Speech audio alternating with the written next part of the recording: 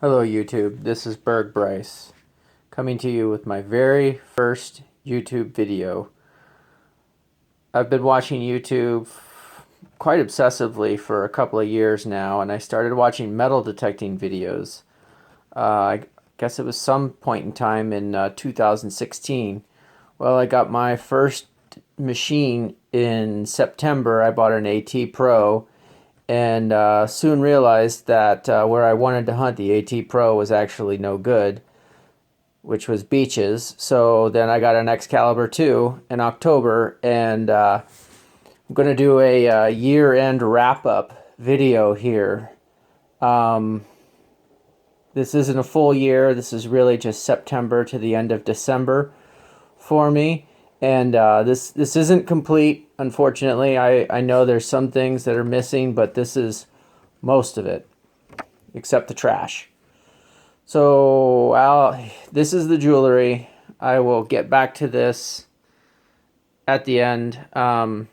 Most of it's crap, bling, but a few of them are kind of nice. The ones in the lower left, those are the better pieces. Coins, obviously you can see, I did just fine on the coins. Clad, I actually didn't pull a single silver coin out of all of these coins here. Not a single one was ever silver. Pennies, I've got, I don't know, I guess I've got about 500 of them. Because I do a lot of my hunting on saltwater beach, you pull out modern pennies, which are alloys, and they're susceptible to rusting in various states of decay. You could see some of these, like that's just a shard of a penny that's left. And I cleaned a lot of these. They come out of the ocean with all kinds of crust on them. Sometimes they're huge because they've got so much stuff growing on them. I cleaned most of these with some muriatic acid. I don't know how many of these I'll actually be able to put into the Coinstar, but these here, these are clean. Many of these just came out clean enough, or I did tumble some of them. And then this bottom bag, those are the copper pennies from like 1982. I'm keeping those separate. Nickel wise, it's about 70 nickels there. Nickels are great. We all know they sound wonderful when you find them with your machine. Love to find nickels. Dimes, 160 or so dimes there. Still not a single was silver. Quarters I did great. 153 quarters, which I'll take that. You take quarters all day. That covers your gas and your parking. 1 50-cent piece, $1 coin, 4 Wheaties right there, 2 Canadian pennies, and I know that my most interesting coin that I found, which was a 1901 Canadian penny, I don't know, it's somewhere, it's around, I'll come across it, but it's not here. These are the tokens I found, and these are these rolled pennies. I really hate those things. Unfortunately, I found 5 of them. This section here, this is the sporting goods section. Hunting on beaches, you find a lot of sinkers. And I'm okay with that because I also like to fish. So I keep all those sinkers. My collection's not near as good as Tony Eisenhower's. But I'm catching up. Shotgun shells, I know I have more than that. A few bullets there. Washers. Find washers all the time. I have no idea what those are used for, but I did find those. Keys, you always find lots and lots of keys. One of my very first days hunting on the beach, I actually helped a surfer find his keys. And he gave me $10 on the spot, and I found his keys in like a minute. So that was pretty cool. I probably should have let him keep the money, but I was happy to take the money. Actually, it covered my parking for the day. Zipper pulls, this is one of the most common things you find. I have a feeling I found more than those, but some things just make their way automatically to the garbage. Found some cool sea glass. Most of this was found down on Pacifica For some reason, that beach seems to have a lot more glass than anywhere else. This is kind of like the random kids section. Find a lot of kids stuff.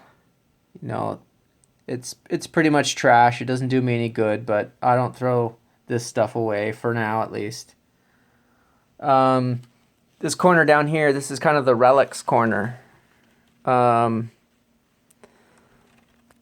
of these I don't think are too earth-shattering. I think this one here is probably my favorite. That's I think that's from an old trunk or something. I found that on a beach here in California, and it could be really old. I'm not really sure, but I think that thing's really cool. And that was one of my very first days out metal detecting. I found that.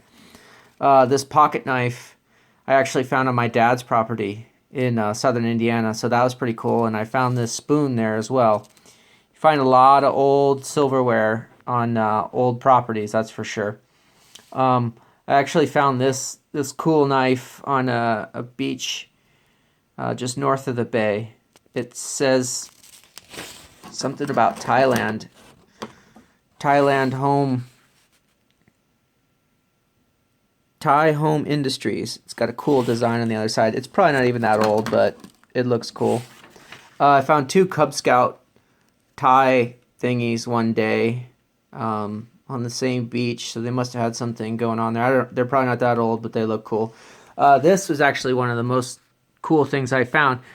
This lipstick tube, and I apologize for not having a stand for my camera. Maybe someday I'll get to that. But this was, let's see if I can find it. There it is. This is a really old lipstick tube from the 50s from Helena Rubinstein, which if you look it up, it actually still exists. But this is copper, and it's very, or it's brass, I think. And it's brass, yeah. Very well built and pretty old. So I thought this was pretty cool. Yeah, knobs. Lots of different knobs. Buttons. You find lots and lots of buttons. And then this is kind of just random tool stuff that's been found. That's a magnet.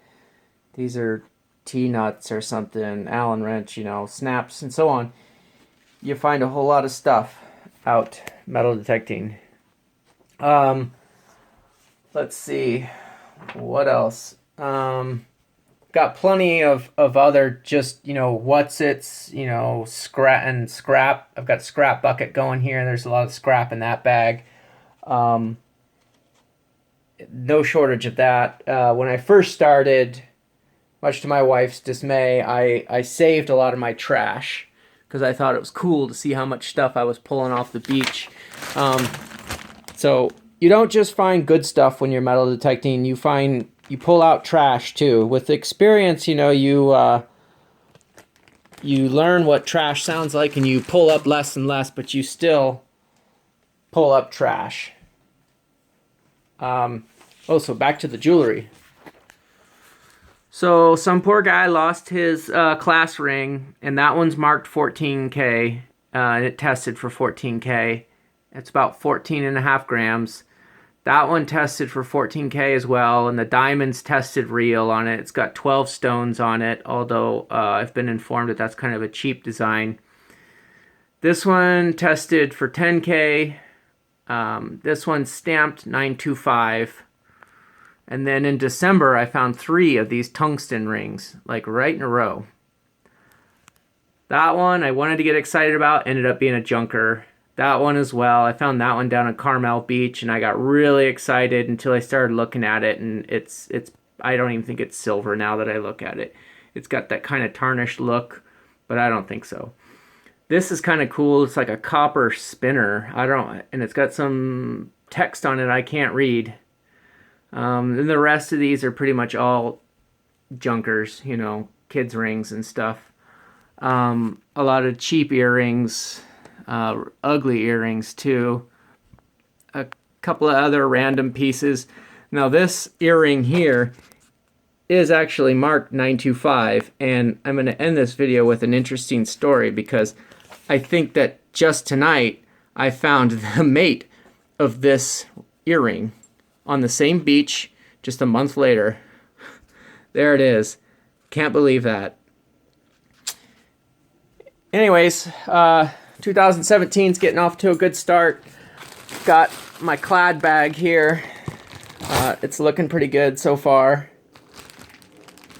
Really enjoying this new hobby.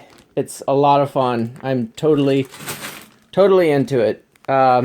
Maybe I'll make some more videos, but I hope you enjoy this one. I want to give a shout out to my favorite channels that I watch. Tony Eisenhower, Ed the Beach Hunter, and my buddy Bill over at 6 Inches Under Metal Detecting. Lots of drive to get out and keep swinging the coil in those videos, and I appreciate everything you guys do. All right, take it easy.